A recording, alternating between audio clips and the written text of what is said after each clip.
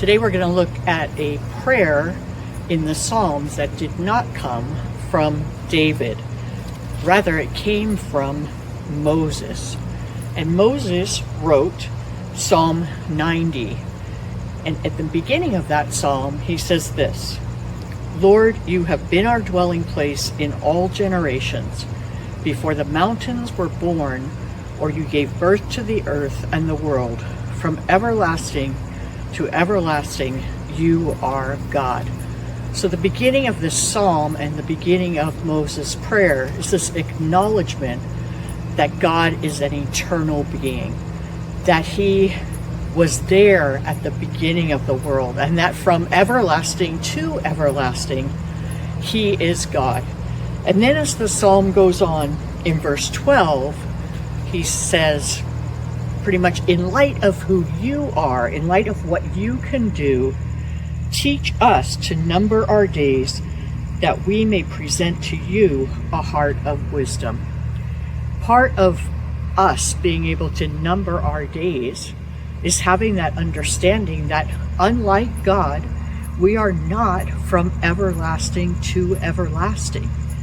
We had a birth date, and unless we are here when Jesus comes, we will have a death date. And Moses is asking God to show us how to live the most successful life in God's eyes in the time between those two dates. So I don't know where you are today, if you're closer to your birth date or closer to your death date.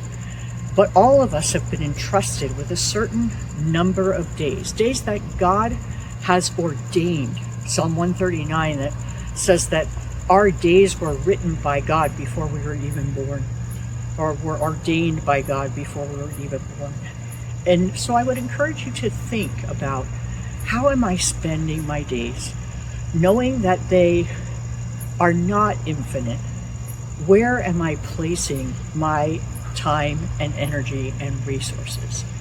How am I living my life? Am I living it according to God's word? Am I taking his thoughts into consideration when I'm making my decisions? Am I showing love to others as an outpouring of his love that he has poured into me? Teach us to number our days so that we might present a heart of wisdom.